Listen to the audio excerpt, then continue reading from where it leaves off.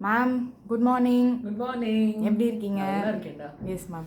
So இன்னைக்கான question என்னென்னா ma'am, நம்ம வந்து சைபர் செக்யூரிட்டி பற்றி பேசினோம், ஏஎம்எல் பேசிட்டோம், இசி ட்ரிபிள் எல்லாமே முடிஞ்சு மேம்.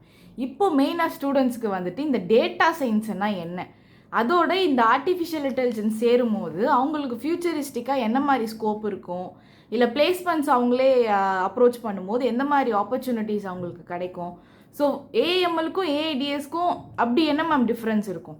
ஸோ இந்த மாதிரிலாம் டவுட்ஸ்லாம் நம்ம பசங்க கேட்குறாங்க மேம். Very good question. இதெல்லாம் கேட்டால் தான் அவங்க ஒரு புரிதலோட வந்து சேர்றாங்க அப்படின்னு சொல்லலாம்.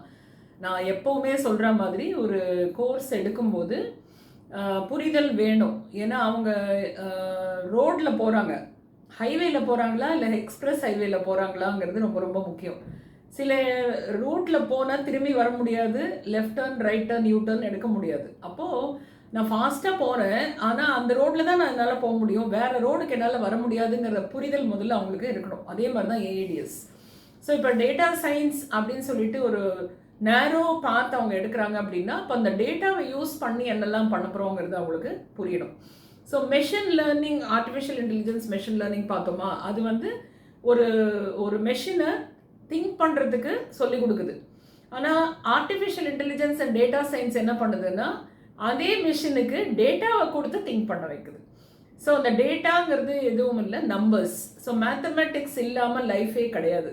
ஒரு சாதாரண ஒரு இயல்பான ஒரு எக்ஸாம்பிள் எடுத்துட்டோம் அப்படின்னு சொன்னால், கண் பார்வை இல்லாதவங்க வந்து ஒரு ரூமில் நடக்கிறாங்க அப்படின்னா அவங்க ஸ்டெப்ஸை கால்குலேட் பண்ணி தான் அவங்க வந்து நடப்பாங்க. இவ்வளோ ஸ்டெப்ஸ் வச்சா நான் வந்து இந்த ரூமுக்கு போகலாம், இவ்வளோ ஸ்டெப் வச்சதுக்கப்புறம் நான் லெஃப்ட் டேர்ன் எடுக்கலாம். அதாவது அவங்களுக்கு இடிக்காமல் இருக்கிறதுக்கு அவங்களே வந்து அவங்க கால்குலேட் பண்ணி வச்சுப்பாங்க.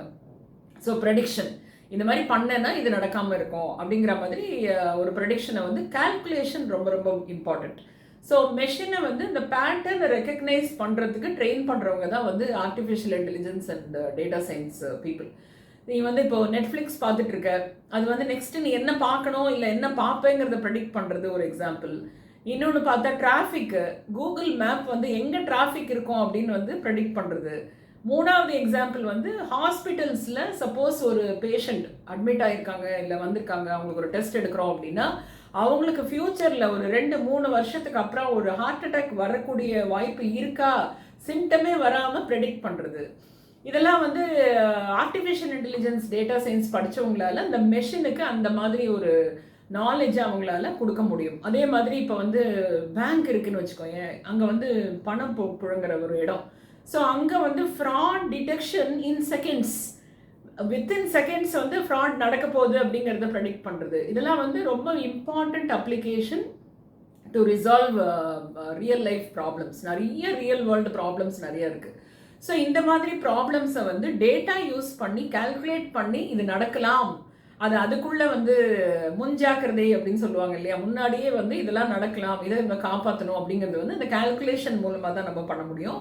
அதை வந்து டேட்டா வந்து மெஷினுக்கு கொடுத்து அதுக்கு சொல்லி கொடுத்து teaching, learning, predicting and solving world problems, இதுதான் வந்து ஏஐடிஎஸ் வந்து மெஷினுக்கு சொல்ல போகிற விஷயங்கள்.